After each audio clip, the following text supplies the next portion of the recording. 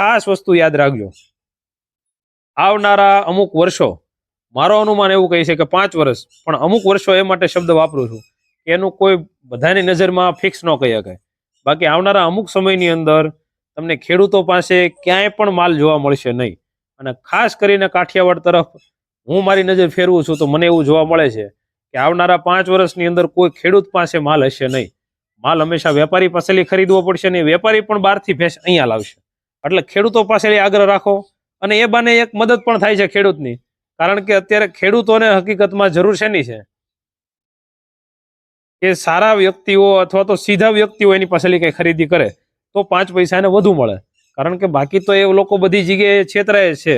વરસાદમાં છેતરાય, જમીનમાં છેતરાય, પાકમાં છેતરાય, આવક આવે ત્યારે પછી પૂરા ભાવ નથી આવતા તો એમાં છેતરાય. પણ કહેવાનો મતલબ એમ છે કે 5 પૈસા તમે છેતરાઈ જાઓ પણ ખેડૂત પાસે લઈ લો. મારો આગ્રહ ક્યારે એવો રહેતો નથી કે તમે કોઈ વેપારી પાસે લઈ ખરીદો. ખેડૂત પાસે ભેંસ જોઈ તો કમ્પેર કરો કે મેં આ ભેંસ જોઈ હતી ત્યારે એનું ગજું કેવું હતું, ત્યારે એની મથરાવટી કેવી હતી, ત્યારે એની લંબાઈ ઊંચાઈ કેવી હતી, એનું અડર ક્વોલિટી કેવું હતું. હવે હું બીજી ભેંસ જોઉં છું તો એનું અડર ક્વોલિટી કેવું છે, એની ઊંચાઈ લંબાઈ કેવી છે, એનું શીંગડું, એની મથરાવટી કેવી છે, તો પછી કમ્પેર કરો કે આ વ્યક્તિએ મને ₹1,00,000 કીધા હતા એના પ્રમાણમાં આ ₹1,30,000 કહે છે, તો બંને ભેંસની અંદર કેટલો તફાવત છે. નવું પશુપાલન શરૂ કરો છો તો પારેટી ભેંસો લેવી એ તમારા માટે થોડોક આમ મારી દ્રષ્ટિએ 50% નુકસાનકારક. કારણ કે એ કેટલો સમય દોવા દેશે એનો કોઈ ભરોસો નથી. એ દોવા દેશે કે નહીં દે એક તો અસમંજસ હોય. અને હવે એનાથી આગળ કે તમે મહિનો દિવસ દોઈ ને દૂધેથી ગઈ તો પછી જ્યાં સુધી એનું વેતર પડે ત્યાં સુધી તમારે સાચવણી કરવાની. એટલે પહેલી વસ્તુ તમે શરૂઆત કરો છો તો શરૂઆતનો પહેલો સોર્સ આપણે અગાઉ વિડીયોમાં કીધું એમ કે ઇન્કમ હોવો જોઈએ.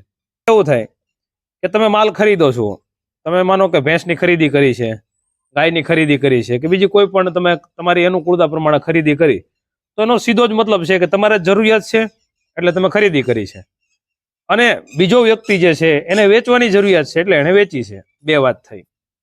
હવે એને એના પૂરતા ભાવ મળે તો એ વેચવાનો છે, અથવા તો કોઈ વેપારી પાસે લઈ લ્યો તો એને 5 પૈસાનો ફાયદો થાય તો વેચવાનો છે. અને તમે જ્યારે માંગણી કરો ત્યારે તમે એવો ફાયદો જુઓ કે મેં માંગણી કરી એ ભાવમાં આવે છે એટલે હું ફાયદામાં છું. હાલો મિત્રો, નમસ્કાર. મિસ્ટર તબેલાવાલા. ઘણા વ્યક્તિઓ અલગ અલગ એની રાય મૂકતા હોય અને એમાં થાય એવું કે જો આમાં કેવું હોય કે રાય મેકનાર વ્યક્તિ પણ સાચો હોય અને એની સામેનો વ્યક્તિ પણ સાચો હોય. હવે એવી જ રીતના એક પ્રશ્ન આપણા 2-4 ફોલોવર્સ મિત્રોએ કર્યો કે ભાઈ માલની અંદર બધા છેતરે બહુ. એક તો માલમાં છેતરાવાનું અને પછી આપણે શરૂઆત કરી હોય એટલે એમાંય નુકસાની, એટલે નવો પશુપાલક ઉભો નથી થઈ શકતો. તો આજમાં આપણે આ ટોપિક ઉપર વાત કરીએ. મિત્રો, પહેલી વાત તો એ કે છેતરાવું એ શબ્દ ખોટો છે મારી દ્રષ્ટિએ. એનું કારણ તમને જણાવું કે હંમેશા એક વસ્તુ તમે મગજમાં રાખો કે આ દુનિયાની અંદર બધી જ વસ્તુ 2 બનેલી છે. આગળ પાછળ ઉપર નીચે આ કોઈ પણ બાબત તમે લ્યો તો એમાં હરેક વસ્તુમાં 2 વસ્તુ તો હોય જ. હવે એમાં કેવું થાય કે તમે માલ ખરીદો છો, તમે માનો કે ભેંસની ખરીદી કરી છે, ગાયની ખરીદી કરી છે કે બીજી કોઈ પણ તમે તમારી અનુકૂળતા પ્રમાણે ખરીદી કરી, તો એનો સીધો જ મતલબ છે કે તમારે જરૂરિયાત છે એટલે તમે ખરીદી કરી છે. અને બીજો વ્યક્તિ જે છે એને વેચવાની જરૂરિયાત છે એટલે એને વેચી છે. 2 વાત થઈ. હવે એને એના પૂરતા ભાવ મળે તો એ વેચવાનો છે, અથવા તો કોઈ વેપારી પાસે લઈ લ્યો તો એને 5 પૈસાનો ફાયદો થાય તો વેચવાનો છે. અને તમે જ્યારે માંગણી કરો ત્યારે તમે એવો ફાયદો જુઓ કે મેં માંગણી કરી એ ભાવમાં આવે છે એટલે હું ફાયદામાં છું. આ વસ્તુને તમારે સમજવી પડશે કે એ વ્યક્તિએ ફાયદો થાય છે એટલે વેચી છે અને તમે તમારા ભાવમાં ફાયદામાં મળે છે એટલે લીધી છે. એટલે પહેલી વસ્તુ તો મગજમાંથી એ ખાનું કાઢી નાખો કે કોઈ છેતરે છે. આ દુનિયામાં કોઈ પણ બાબતે કોઈ છેતરી શકતો નથી. એકબીજાના લોભે આ બધી વસ્તુનો આપ-લે થાય છે. મારી દ્રષ્ટિ પ્રમાણેની મેં વાત કરી. હવે બીજી વાત કે તમે એમ કહો છો કે પશુપાલનમાં હું પશુ ખરીદવા જાઉં ત્યાં છેતરાઈ જાઉં છું, પશુપાલન વધારે કડક થઈ ગયું છે, વધારે તકલીફવાળું થઈ ગયું છે કારણ કે અત્યારે બધી જગ્યાએ છેતરે છે. તો એક વસ્તુ ખાસ કરીને કે તમે છેતરાવ છો એનો મતલબ કે તમે ધાર્યું તું બીજું અને નીકળ્યું છે બીજું. એના કારણથી તમે એ શબ્દનું નામ આપ્યું છે છેતરાવું.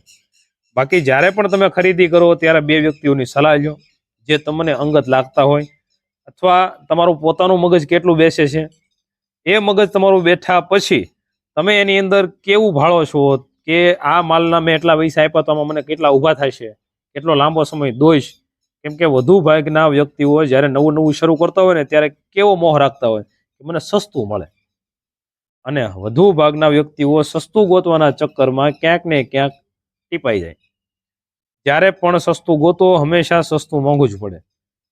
નવું નવું પશુપાલન શરૂ કરો છો તો પારેટી ભેંસો લેવી એ તમારા માટે થોડોક આમ મારી દ્રષ્ટિએ 50% નુકસાનકારક, કારણ કે એ કેટલો સમય દોવા દેશે એનો કોઈ ભરોસો નથી. એ દોવા દેશે કે નહીં દે એક તો અસમંજસ હોય, અને હવે એનાથી આગળ કે તમે મહિનો દિવસ દોઈ ને દૂધેથી ગઈ તો પછી જ્યાં સુધી એનું વેતર પડે ત્યાં સુધી તમારે સાચવણી કરવાની. એટલે પહેલી વસ્તુ તમે શરૂઆત કરો છો તો શરૂઆતનો પહેલો સોર્સ આપણે અગાઉ વિડીયોમાં કીધું એમ કે ઇન્કમ હોવો જોઈએ, સાચવણી નહીં. તો તમે એની અંદર નભી શકો, તો એની અંદર તમે ટકી શકો, તો તમે લાંબુ દોડી શકો.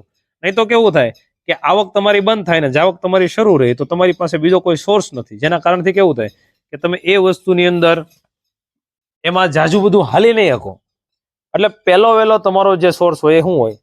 તો પહેલી વહેલી વસ્તુ મારી કહેવાની કે તમે જ્યારે નવું નવું શરૂ કરો છો તો એની અંદર પારેટી ભેંસું લેવાનું રાખો ઓછું.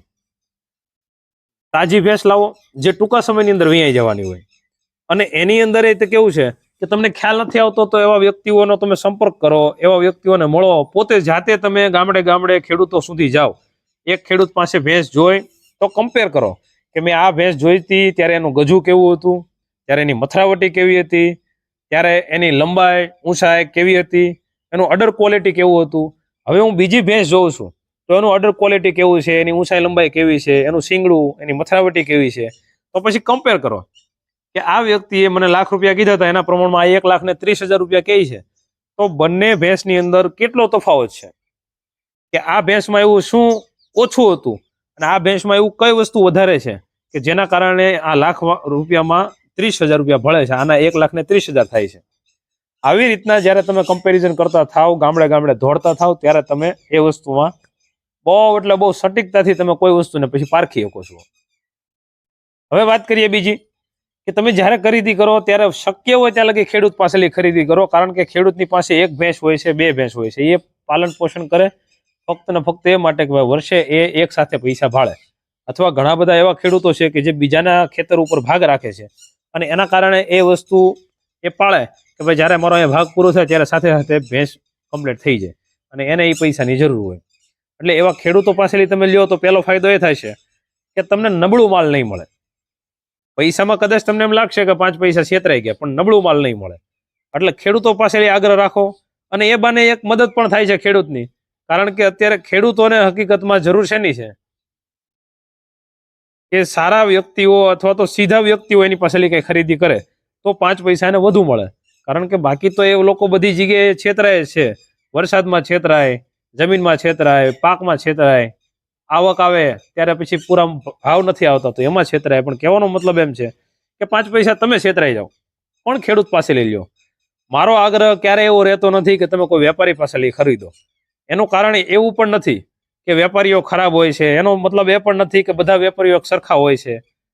પણ એક વસ્તુ તમે નક્કી રાખજો, વેપારી મતલબ હું કે જે વેપાર કરી જાણે. જે વ્યક્તિ ₹1,00,000ની ભેંસ લાવ્યો છે એ ક્યારેય તમને ₹1,00,000 નથી દેવાનું, એ ક્યારેય 1,10,000 નથી દેવાનું. કારણ કે એ વ્યક્તિએ લાખમાં રાખી છે, દલાલને દલાલી આપી છે, ત્યાંથી એને ભાડું આપ્યું છે, બધી મહેનત કરી છે, 2 દિવસ ધોળા કર્યા છે, એટલે સ્વાભાવિક રીતે એનો મોટો ગાળો રાખતો હોય. હવે એ જ વસ્તુ તમે ખેડૂત પાસે લીધી હોય તો લાખની જગ્યાએ તમે 1,05,000 આપ્યા તો તમે છેતરાણા નથી, તમે ખોટમાં નથી. પણ એની એ ભેંસ તમે વેપારી પાસે લાવો છો ત્યારે તમે ખોટમાં છો. અને તમને જ્યારે ખ્યાલ આવતો થઈ જાય કે આ ભેંસનું ગજું એટલું જ કહે છે કે આને 1,10,000 દેવાય, એવું જ્યારે સટીકતાથી એકદમ ચોક્કસપણે તમે એની કિંમત જ્યારે આંકી શકો ત્યારે તમે વેપારી પાસેથી માલ લ્યો તો પણ ફાયદામાં રહ્યો છો. કારણ કે તમારે દોડવું નથી પડતું ત્યારે. કેમ કે તમારી પાસે જ્યારે બિઝનેસ મોટો થઈ જાય, તમારી પાસે ધંધો જ્યારે મોટો થઈ જાય અને મોટા ધંધાની અંદર તમારી પાસે ત્યારે સમયનો અભાવ છે, ત્યારે તમે પૈસા આમની જોતા હો. એટલે તમે ત્યારે વેપારી પાસેથી ખરીદી કરો કે ભાઈ કોઈ સારા વેપારીની હારે તમારું સેટલ થઈ જાય અને પછી તમે ખાલી ફોન ઉપર જ વહીવટ કરો કે મારે 2 ભેંસની જરૂર છે, ત્યાં જઈને જોઈ આવવા દો, કાંઈ વાંધો નહીં, 10,000 વધારે આપ્યા પણ મારો સમય બચ્યો, દિવસો મારા બચ્યા, એ વિચારતા થઈ જાઓ.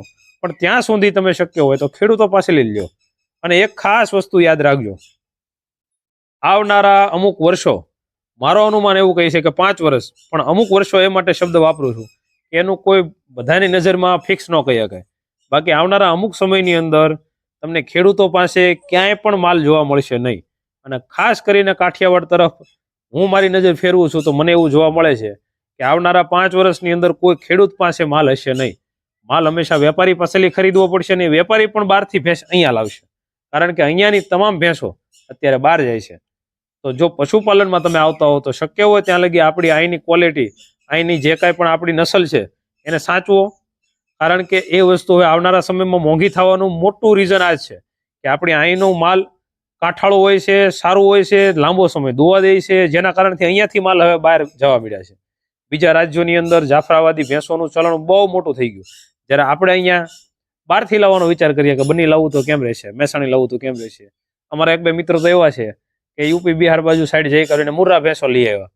તો આ એનું જમીન નથી, અહીંયા એનું ખાનપાન નથી. તમે અહીંયા લાવો તો તમે બહુ સફળતામાં બહુ કેવરાવશો, કારણ કે એ વસ્તુની અંદર તમારે પછી બધી વસ્તુ નવેસરથી શીખવી પડે. જ્યારે જાફરાવાદી ભેંસ તમે પાળતા હો તો આસ પડોશમાં ગમે એને પૂછો તો એને પણ ખ્યાલ હોય કે આ ભેંસની અંદર આ તકલીફ થઈ તો શું કરવું, જ્યારે એની એ વસ્તુ ઓલી ભેંસમાં લાગુ નથી પડતી. જેવી જ રીતે આપણી ગાયોની દવાઓ અથવા તો આપણી ગાયોની જે કાંઈ આપણે જૂનવાણી સારવારો છે એ જર્સીમાં અને એચએફમાં નથી લાગુ પડતી. એ ગાય એક વખત બેસી જાય એટલે પછી બધું રામ ભરોસે થઈ જાય, કારણ કે એ પછી ઊભી થાય છે એનું કોઈ ગેરંટી કોઈ ડોક્ટર પણ નથી લેતું, કારણ કે એની જે નસલ છે, એનું જે ડીએનએ છે એ આપણા આ જમીનનું નથી. કહેવાનો મારો મતલબ મિત્રો, શરૂ જ્યારે કરતા હો ત્યારે અનુભવ વગર દોડોમાં થોડીક દોડાદોડી કરો, પોતે જાતે શીખવાની કોશિશ કરો, અને જાતે શીખેલું જેટલું હશે એટલું જ તમે આ ધંધાની આગળ આવી શકશો. ચાલો મળીએ કંઈક નવા વિડીયો, નવા ટોપિક સાથે. અને હજુ તમે અમારી ચેનલમાં જો નવા હોવ તો સબસ્ક્રાઇબ કરવાનું ભૂલશો નહીં, અને વિડીયો ગમ્યો હોય તો લાઈક કરવાનું પણ ભૂલશો નહીં, જેથી કરીને આવા નવા વિડીયો તમારી સમક્ષ લાવતા રહીએ અને મળતા રહીએ. ચાલો મળીએ, બાય બાય.